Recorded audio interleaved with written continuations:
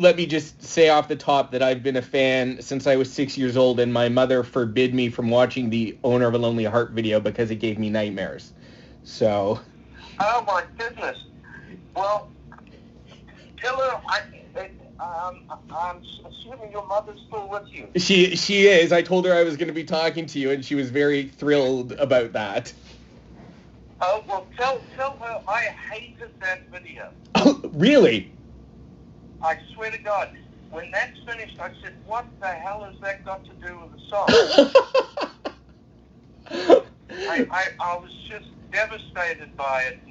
And everyone said, oh, it's the guy that the Led Zeppelin covers or something. And I said, I don't care if he painted the Mona Lisa. It's absolutely horrible. Oh. And they stopped me doing interviews on or tried to stop me doing interviews on the video because, and to be honest with yes, I thought all the videos were terrible. There was just no way to control the band, and anyone who had an idea for the video kind of gotten away with what another member wanted. So, well, it was kind of tacitly agreed that the guys doing the video would just let them do the video. They'll tell us what they want to do. And there was a vague kind of discussion about what they wanted to do. But it would pretty much be, yeah, okay. You know, when we started doing the videos, it was done so quickly, and it was, such a sudden explosion, the whole thing from 90125, that videos were like, oh God, we're in the middle of a tour, oh, we've got to do a video for this. All right, well, how long have we got? And I remember John at one point saying, well, how long is this going to take? I've got lunch. So a lot of the time I've got to give the guys a break. I did one good video that I'm very proud of, and that's on my Can't Look Away solo album. I did Something to Hold On To. I did video. It's a great video. I remember. Yeah, I thought that was a great video. Now, it was his idea. It wasn't my idea. But once we went through it, I was very excited, and I did whatever he wanted, and he made a great video.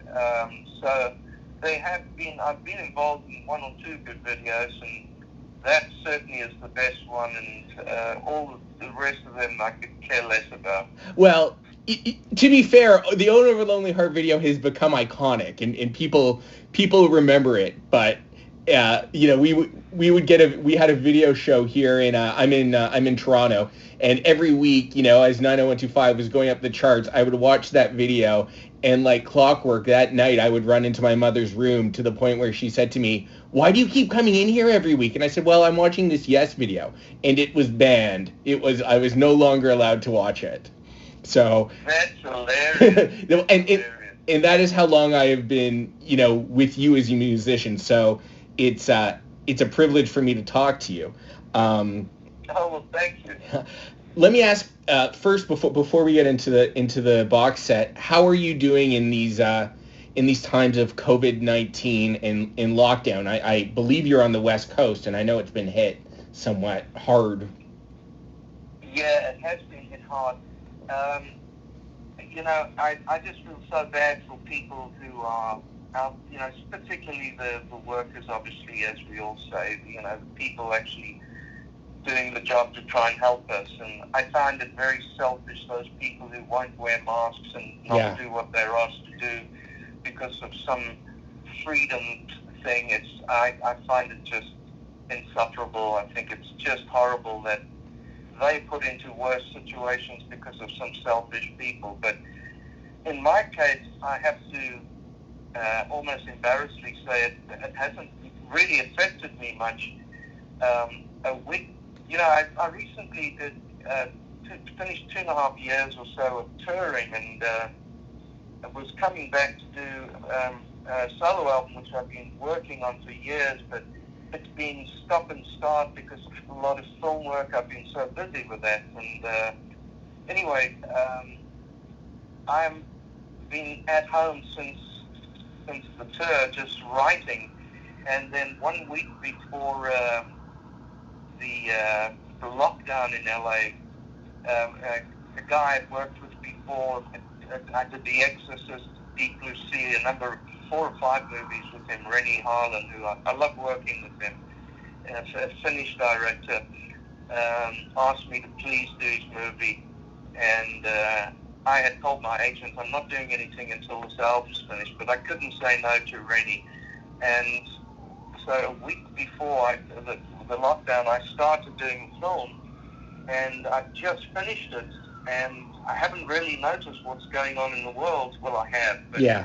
I haven't gone out. You know, I've been at home doing this film, so, and I'm a homebody. I'm pretty reclusive. Well, I'm happy to hear that you're working with Rennie Harlan again, because quite honestly, after Jaws, Deep Blue Sea is my second favorite shark film. So me too. I think Jaws really takes it to an unbelievable level. But you know, having watched what was that new one John Turtletaube did, who I've worked with, that lovely guy. The recent shark movie I thought was terrible. I've seen some really terrible, and made me very happy with Deep Blue Sea, because it was really a pretty good story. Yeah, oh, it's great. And I mean, again, you know, we throw the word iconic around a lot, but when you, that scene with Samuel L. Jackson where he's giving that rousing speech and that shark jumps up out of a sudden is pretty, it's pretty classic. I remember that thing. I remember Rennie saying, when that thing happens, you've got to be that 2 trains smash each other. That's the sound of the music. You know? That was his input. So congrats on the box set changes. It's great to have all these albums all in one place. How did the set come together? It's you know, years ago I started working with a lovely guy who I think Rick Wakeman introduced me to. Rob Ailing is his name, and he has this really quirky record company. At the time it was called Blue something. Oh God, I can't remember. But and I put out. He recommended doing.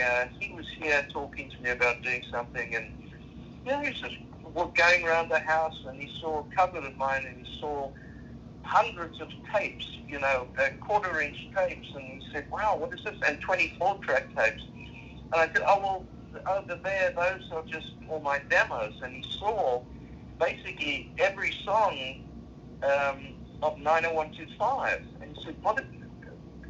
And he said, "These titles, this is looks like it's 90125." I said, "Well, it is 90125. It's you know, it was." When I wrote those songs, before even meeting the band, I'd written the material, and those are the demos. And he said, "Oh boy, why don't we release it as 90124?" And I said, "Oh, I don't know. You know, it's not the best quality. You know, it's demos to give me an idea of what I want to go into the studio and do." And anyway, I eventually said, "Okay." Even some of it's on 4-track, you know, and. So we took all that, and basically, with a couple of other little things, we released 90124 with all those demos, which he, you know, and he did a great job on that. And then he's done some other stuff. But then, in I think 3 years ago, he came to me with an idea of. Doing a box set, and I said, "Oh, I don't know, you know, I don't know I don't know if I've got enough stuff to be happy with." He said, "It's not a matter of being happy. If you do a box set, you should put stuff even that you weren't happy with, just to show your development and your life." And you know, it's like that's what it really should be a you know, like your first book about yourself or something. And so I acquiesced and said, "All right, let me think a little more about it." And then halfway through the tour, he brought me some other ones he'd done. Bill Bruford, who obviously I've worked a lot with, he had one of his albums, and it was done really tastefully. And eventually I said, "Well, I don't know. There's a lot of bad stuff. You know, if I had to take my first 4 solo albums, I think I could maybe make 2 good albums." But you know, on the second album, Face to Face it was called. There was times when I just wasn't ready to do it, but my record contract was very specific. You have to write a record. This is what your contract says, and so I was kind of forced to write, which is, with a film it's a different thing. You have to write it, which has been very good for me because it provided an incredible discipline for me. But in those days, it was, you write when you feel like writing, and so consequently on that album, I'd say half of it I'm very happy with, and then the other half I'm not thrilled with. And every album the one album I've been happy with every single note was an instrumental album I did called Jacaranda. Right. That I was happy with all of that. And then some films I'm happy with a lot of the scores, although it's quite funny, rock fans don't see films as... Now, even though there's about 35 film track scores released on my movies, they don't see that as a real record, it's not rock and roll. Right.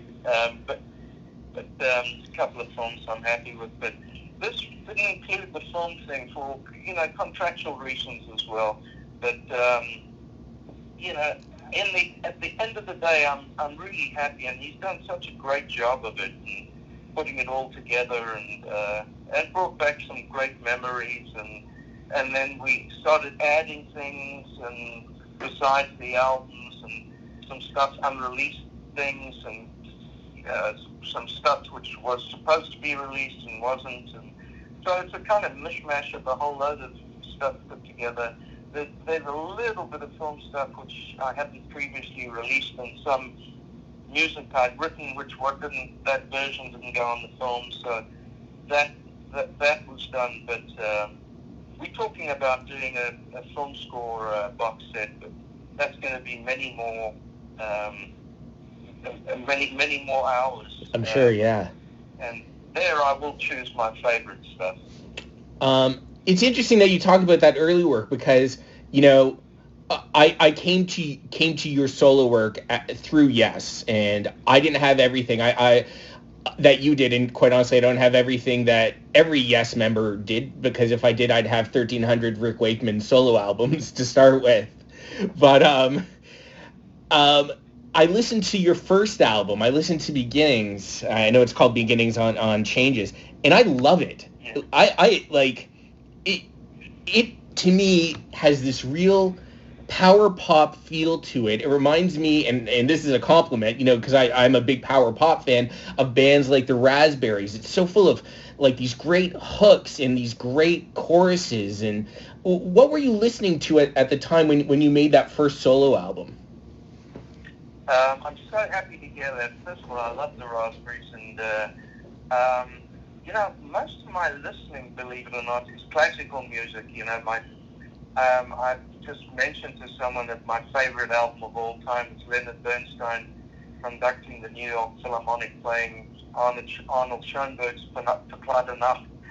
But so that's my listening really is at times gone by as well. And especially, having studied orchestration and arrangement and stuff, I love that stuff, but it doesn't take anything away from my absolute passion for pop, rock and roll.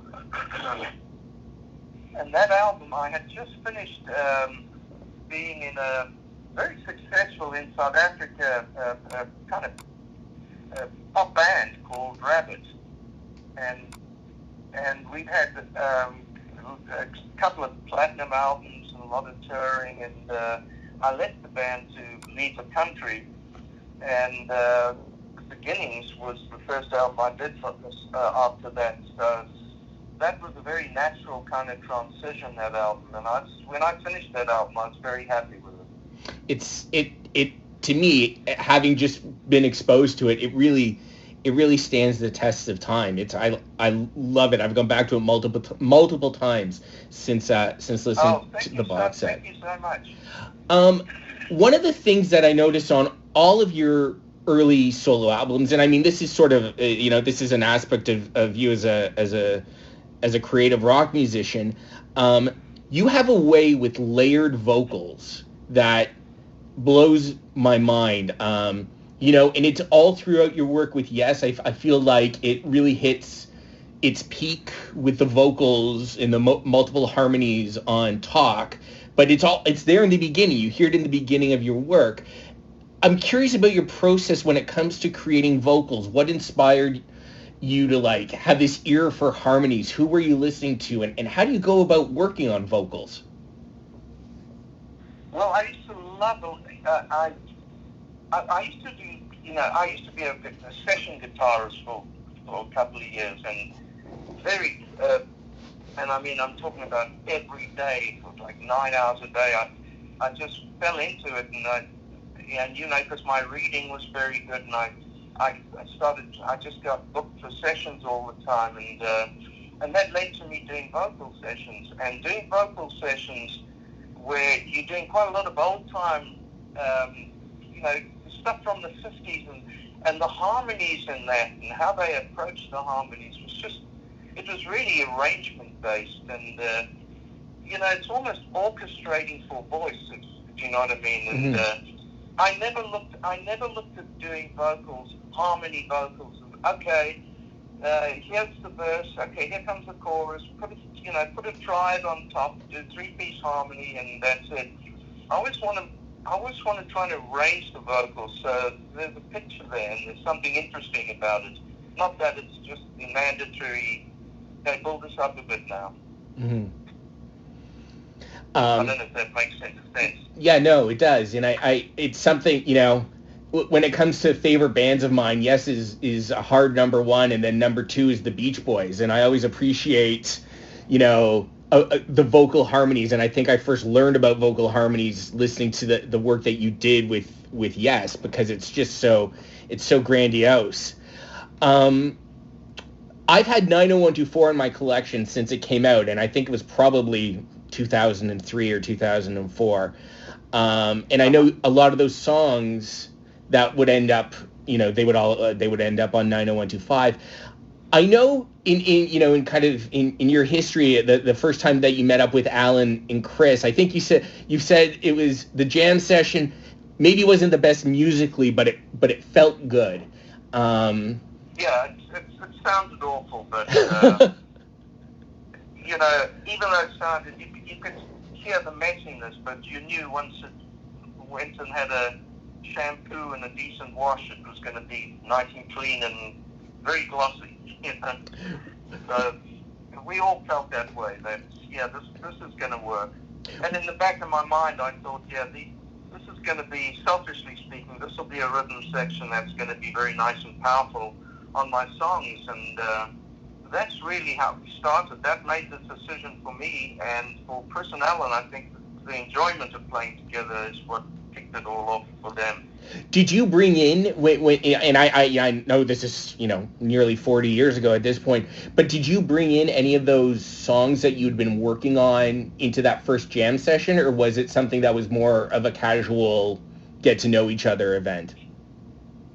Yeah, the first jam was really just literally to jam. There was no talk of songs at all. It was just very specifically, let's play together, let's see. And technically I wanted to make sure that I wasn't getting involved with guys that, just play the old blues and pentatonic stuff. Mm-hmm. There's the old adage, if you're a blues player and that's all you do, anyone who plays anything else doesn't have feel. And then there's on the other side of the coin, there's guys who have tremendous techniques who say, those blues guys don't have any technique. And I think it's a combination of both. I think both have merit, but for me, I wanted to make sure that technically Chris was as good as I thought he was, and it turned out he was. Yeah, he's my hero. My first bass was a imitation Rickenbacker that I bought for $90, and it was it was because of Chris. Yeah. Are you good for a few more minutes? Because I feel like, yeah, okay, great. Because I did want to ask you about a couple songs, and I wanted to ask you about Owner of a Lonely Heart, because when you listen to the demo on 90124, The riff is there, some of the lyrics, the percussion with a little bit of the cowbell is there. And there's towards the tail end of the demo, there's, a bit more of a keyboard solo that is kind of like what Rick ended up doing on the Union tour and then what he did with ARW. I'm wondering if you could maybe sort of talk me through the process of bringing that song to the table to what eventually the rest of the band added to it, because it's there in that sort of initial form, but then there's the collaboration, I assume, that went through with everybody else in the band. Well, for me, a demo is just a note, if you like. It's like on a notepad. Here's some ideas for a song. And then the demo is to put those things down so I can remember what to do when I do the real record. So that was what that's for. So there's no way you can compare the two as which is better or which is worse. Mm-hmm. One is just an idea to give you so you remember what you needed to do. It's quite funny because I'd written all that material and while I was with Geffen Records, and then they dropped me because they didn't think I had a hit on there, and I was convinced that there was some strong stuff on there, and Owner of the Lonely Heart was the flagship for. I made a demo tape and sent it to other record companies, and I was going to do a solo deal and not do a Yes thing. That was not on the cards at the time. And I remember meeting with the guy, Ron Fair, who became a big icon in the business, producing Christina Aguilera and signing Black Eyed Peas, and now he's the kind of chairman of, he's gone from one record company to the next. He's a very, very talented guy. But he was a junior A&R guy at the time at RCA, and he got my tape, and he called me and he said, "You've got really strong stuff here." And I said, "Oh, fantastic!" And we met, and he said, "Owner of the Lonely Heart is a #1 single." And I said, "Can I take your demo and edit it and just mess around with it?" And I said, "Well, absolutely, you're not going to release it, but you're welcome. I can't stop you anyway. You've got the cassette." Note the cassette. So he did so, and he came up with some great ideas, but he said, "That's a #1. I want to release your album, and I want that to be the first single." I said, "Well, I'm still working on the verse. I've just got stuff that the chorus is very much what it should be, Mm-hmm. and then there's going to be a guitar solo which I've got in my head, which isn't on there, but it's got to sound like a car crash." And he said, "Oh, that sounds like a great idea." and so then, getting together with Yes, that was one of the things we focused on for a single. So it came out. I mean, it was almost like number painting because I just did what my thoughts were, and I was very strong on that. No one was going to get on the way of that being done properly. Chris was really into it. Tony Kaye was really into it. And Trevor Horn was the producer, but he was very busy doing Malcolm McLaren, I think, at the time. So there was quite a lot of times he wasn't even there. He was always there when the record company came, though.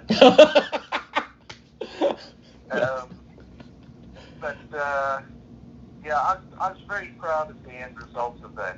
Oh, yeah. In spite of sometimes people getting in the way, but that one definitely turned out exactly. Ron Fair phoned me and he said, "Well, you did it the way you said you were going to do it." It was quite funny. I wanted to ask you about another song, and it's another song that's on the 90124.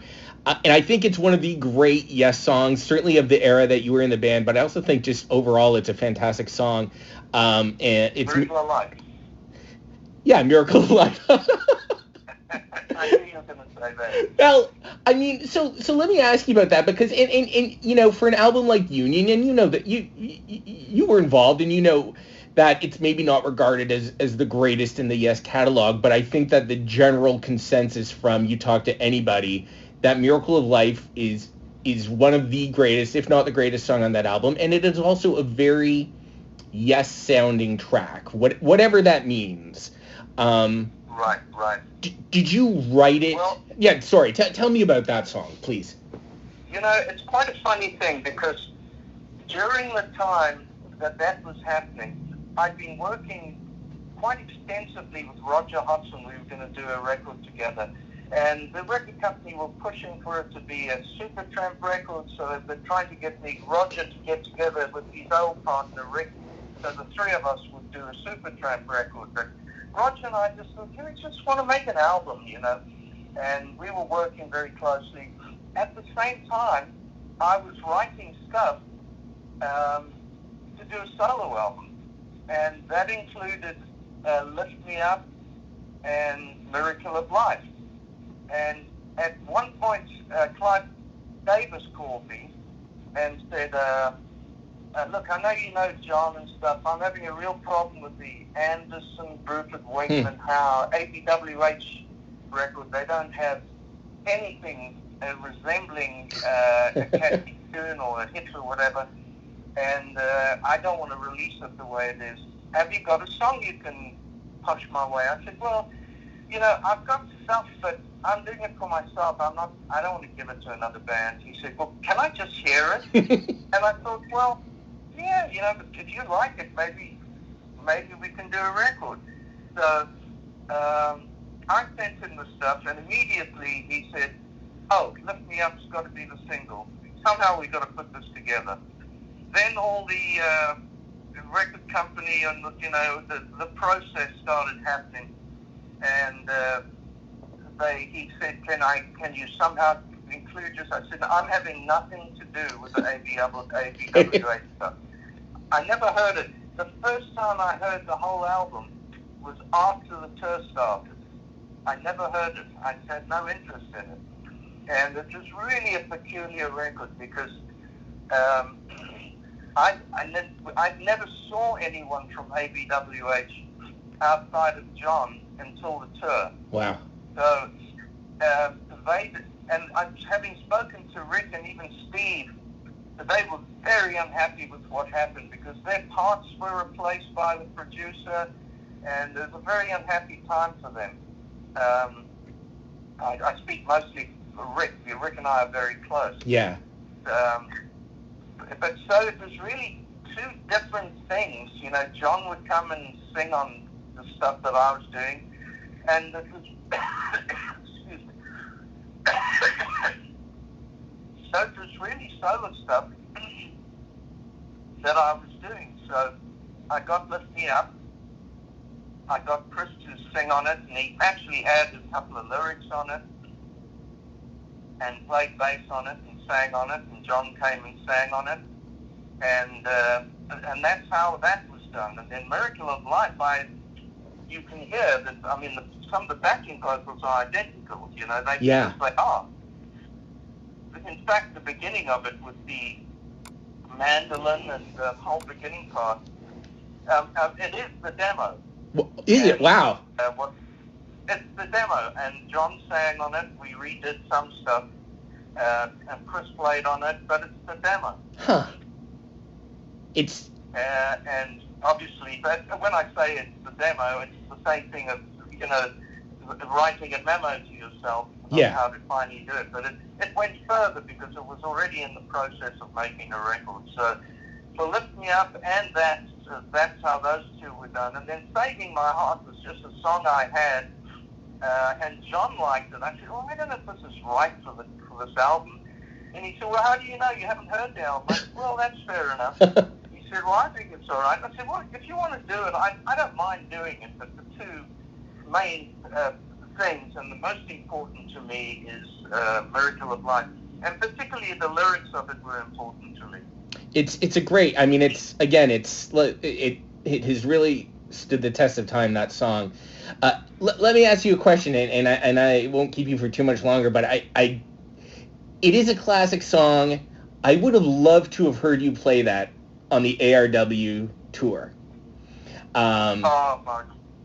You know what? I am so sorry we didn't do that. I mean, there was a lot of people asking for it, and a lot of people asking for Endless Dream and stuff from Talk. But, yes, sir. You know, it happened very quickly, and, you know, when we started touring, before we actually put the set list together, it was, oh my God, we got a 3 hour 40 show here. We're gonna have to cut some stuff out. Sadly, I must admit that Miracle of Life was one I so wanted us to do, but we didn't even get to play it. Huh. So I think if there'd been more touring and if there hadn't have been the virus, I'm pretty certain that would have been on the next tour. That would have been great, because you know I saw two of those shows, and I love them. I saw one in Buffalo and then one here in Toronto, and to see you on stage was fantastic. And you know, Rick was fantastic, and John is, I don't know how his voice sounds as good as it ever has, but he's phenomenal. The only disappointment that I had from the tour is as a guy that had waited to see you on stage again for 22, 23 years, I would have loved to have heard more Trevor Rabin era, yes, but I know that there's a lot of people to please as well. Yeah, you know, we had a lot of, and I got to say, it certainly wasn't Rick and John's fault, because they were happy to do more of the stuff, and I just thought, you know, I've got to be somewhat gracious about this, and you know, I can't not acknowledge. First of all, I love Rick. Rick and I are about the two closest people you could meet, and that happened on the Union tour. Yeah. The one saving grace for me, you know, there were nights Union performances were, you know, really took off. But for me, getting together finally with Rick, and it's very funny because as we were about to meet, Chris said to me, I'm a little worried about you and Rick. And I said, why? And he said, well, you've got very, very definite ideas of what you do, and you're not very pliable. And I said, fuck you. That's great. And he said, and Rick's kind of the same, and I'm worried you guys won't get on. And he couldn't have been more wrong. You know, that's really why the Union, the ARW thing happened, because Rick and I were so wanting to play together. And we want to still, at this point, be talking about doing an album together, and just the two of us. And we'll see what happens. I mean, there's so many things to do and little time to do it. But, yeah, I would have liked to have, well, Miracle of Life, I would have liked to have done. Endless Dream, I would have liked to have done. We rehearsed It Can Happen, never got to do it. There was just a lot of stuff which we just never got to do. Well, hopefully one day there's a Trevor Rabin solo tour before when the pandemic is over and I can hear you play some of that. I mean, I did get to see you on Talk, which was my first Yes concert, and it was phenomenal. So I am happy. I am happy I got to hear you. Oh, well, that's great. Yeah, we actually did an ARW DVD, which I mixed and had real fun doing. It was fun. I listened to it last night. Oh, really? Oh, yeah. Oh, dude. You know, there's one problem with that. The mics for the audience were a little screwy, and really were there so we could provide the right ambience for the music. So consequently, the audience sound wasn't quite right. So some of the, not all of it, but you can actually hear it. Quite a lot of the audience is, you know, piped in. It's right. It's not real, and it really puts. I'm so sorry. It's my fault.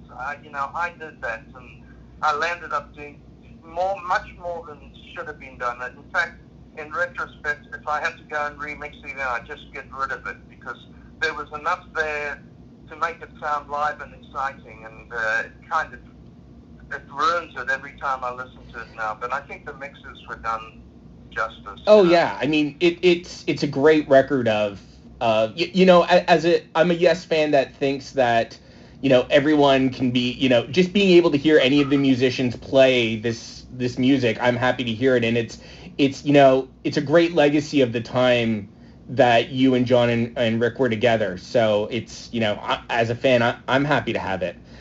Well, I tell you, one of the exciting things for me on playing the old Yes stuff, obviously I've done a lot of it during 90165, Degenerator, Talk, and Union, and so I'm used to playing the stuff, and I don't mind doing it. I've always approached it in a way that those are the demos, and now I'm going in to put my version of what it is. But the one thing that was exciting is when we did Awaken. Yeah. It's just kind of a long piece, and Rick came to me and said, "Look, when we do Awaken," this was on the phone before the first meeting. There's some songs we know we must do, and Under the Lonely Hearts one, Lift Me Up's another one, Roundabout, and to John and Rick, Awaken was the other one. And to Rick, he said, the reason I want to do that is I want you to do whatever you think you want to do. Don't think about what any of the guitar on there. Just do what you would do on that. And it was so exciting getting into rehearsal with that, because we had such a ball on that song. And the way Rick played changed all my stuff. He always had a completely different way of playing it. Mm-hmm. And he always found a way to complement it. I remember seeing, and you probably remember this, the ABC in concert from 1991, and it was they had 3 songs from the Union tour, and one of them was Owner, and I didn't see the tour. I was too young, but I watched these clips, and seeing Rick do this amazing Wakeman solo on Owner of a Lonely Heart back in 1991 was mind-blowing to me, to see this great symbiosis of this great sort of number one pop song, but yet with the Wakeman flourish of the prog rock era of Yes. It was, and then you guys, he did it again on your ARW tour and at the Hall of Fame, obviously. Yeah, and I tell you, when Rick started doing that, I said, I owe you one now. He said, what do you mean? I said, when you do your solo, unless you would rather me not, when you do this thing from Six Wives of Henry VIII, and I said, I want to come and I want to play that with you. And he said, can you play it on guitar? I said, I bloody well will. Somehow, And it's on some videos you could on YouTube. They've got it, the Rick Wakeman solo on Union. Yeah. And I got that piece. The one thing he did, which it was really cheeky, and it's just his way of playing practical joke. It's not under the fingers on guitar. It is on piano. But it's a very awkward thing on guitar. So it's reasonably difficult. But it's very fast, and so I would start it, and when Rick joined in and we played it together, it was about 4 bars of me playing it alone, then he joined in for another 4 bars. When he joined in, he started speeding it up heavily, and it was everything I could do to keep up. My final question for you, and thank you for having been so generous with your time. I think you can tell that it's a real thrill for me. It's just a couple days ago was the 5-year anniversary of Chris Squire's passing. To me as a fan, and it's without getting into the notion of spirituality or anything like that, I feel he's still around, and I think it's the work that you did with John and Rick. It's the legacy that Billy does playing bass in Yes. Like, I feel he is still, like, I don't miss him as a fan because I just feel like he's still with us. I'm curious what one of your favorite Chris Squire memories is, if you could share something. There are so many. I mean, I miss him to this day. I think about him a lot. We had such like brothers. I mean, we really had a very close relationship, Chris and I. It went way further than just being in a band together. he was so complimentary and defensive about anyone who'd say anything about me. He was like a big brother, and he was just an extraordinary guy and so funny. He was so incredibly funny. The saddest thing is, I was the last guy in any band to speak to Chris before he died, because I was hoping to fly up to Arizona to see him in the hospital. And I spoke to him. It must have been 3-4 days before he died, and I was, as I say, the last guy other than his wife and daughter to speak to him. And I said, Chris, I really want to see you. He said, no, look, it's not a good time now. I'm going through a bit of a rough spot, but the thing I miss most is sleep. I haven't slept for 2 weeks, and he's talking about never. And that must be excruciating. Yeah. And it was so sad, because he said, look, the main thing I want to do when this finishes is get back on the road. I said, so with yes, and he said absolutely. He said, that's my absolute goal. I want to get out and tour again.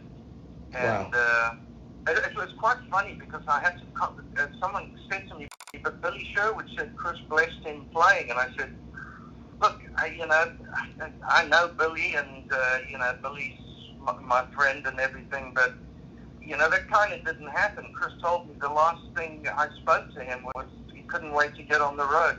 That was kind of the saddest thing to hear, that he still anticipated being out there again. Yeah. Rather than just, I just want to get better and live. He just wanted to go on the road. It was very sad. But a very funny moment with Chris was, we used to fly. The first tour we had was 90125, and during 90125, I had an accident before the tour and lost my spleen in a diving accident. Yes. It's a long story, but consequently, 6 weeks went by where the tour was cancelled and postponed. By the time we got on the road, Owner of the Lonely Heart was #1 all over the world, and things were going really well. So what came about was, hey, we'll get a nice charter plane. We'll put the logo on the plane, and so it all sounded terrific, So we had a chartered flight. So then it comes to big generator, and the management and I and the band have a meeting, and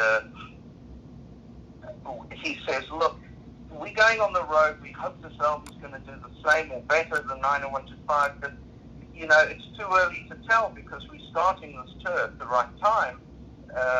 We're not waiting like we had to on 90125. So my suggestion would be, we fly commercial, we'll do it first class, it'll still be comfortable, and but it's a little bit silly to commit to a chartered flight at twice the price.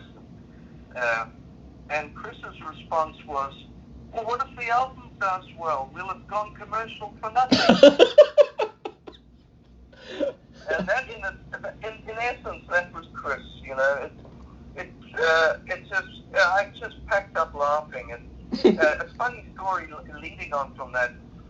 Then the thing came, when you're flying 2 or 3 hours, do you really want to fly first class? You're paying double the price. I said, well, it's really minimal.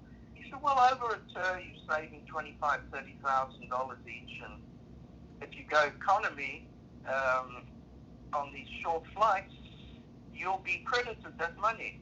And so Alan and Tony Kaye, Alan liked Tony Kaye, decided they're going to go economy, and I thought, oh, what the hell? I'm going to go sit with them. I'll go economy, and I don't give a damn for 2-3 hours flight. I think at this age I'd probably not do that. Yeah, sure. I did it. But the different thing was what I used to do, because Chris and I had this kind of like practical jokes on each other. When we got on the plane, I turned left with Chris and John, because they went first class. And I sit there, and then the air hostess would come up and say, where's your ticket? And I said, oh, God, I don't know where it is. I'm with the band. 90% of the time it'd be, oh, all right, sir, no problem. One day the air hostess comes, can I see your ticket? And I said, oh, I can't find my tickets, but I'm with the band. And they said, well, I need to see your ticket. I said, well, is someone complaining? And she said, well, as a matter of fact, there's someone up front that's complaining. And I look up front, and Chris is in his seat, turned around, smiling suspiciously. So he's complained about me being in first class. Because